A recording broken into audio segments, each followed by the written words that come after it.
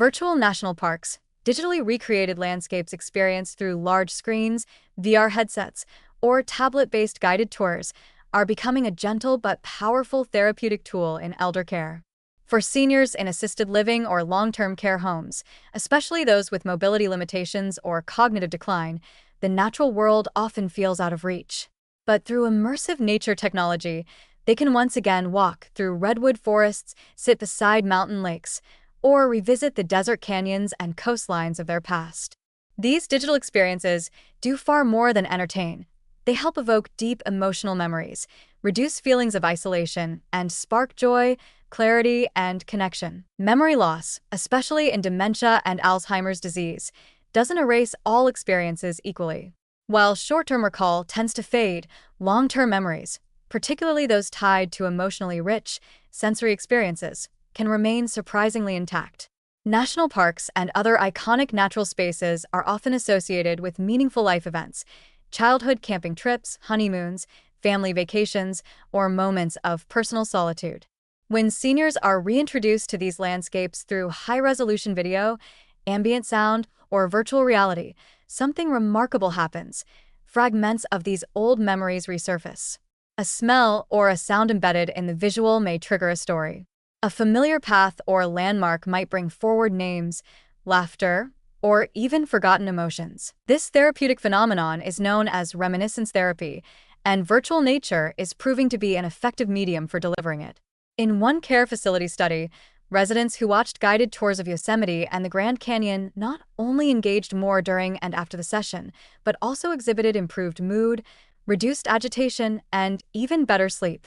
Some recalled specific details, campfire recipes, hiking mishaps, the color of the sky, that had been inaccessible before the visual cues.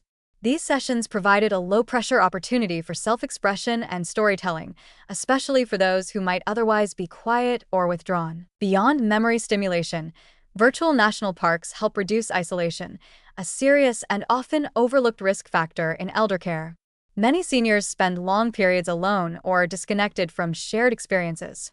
But when residents watch nature tours together, especially on large communal screens or during facilitated VR sessions, they experience a shared reality. Even without speaking, they sit in the same place, hear the same birdsong, and witness the same sunrise. This shared sensory environment softens social barriers, encourages eye contact, and leads to spontaneous conversation. "I've been there," one resident might say. "That looks like where my brother used to fish," another might add. Bonds begin to form not through direct questioning, but through the natural rhythm of shared awe and memory. There's also something psychologically profound about returning to nature, even virtually in the later stages of life.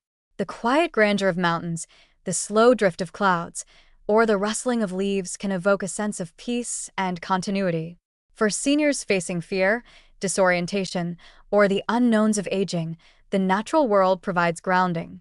It offers reassurance that some things are still as they always were, that time still moves in rhythms larger than memory loss or physical decline. Virtual tours are especially well-suited to care homes because they require little physical effort, can be tailored to individual interests, and are inherently calming. Whether delivered through headsets for deep immersion or projected onto a TV or wall for group engagement, the key is to design the experience with intention. Slow pacing, minimal narration, rich ambient sound, and visuals that allow for stillness and reflection.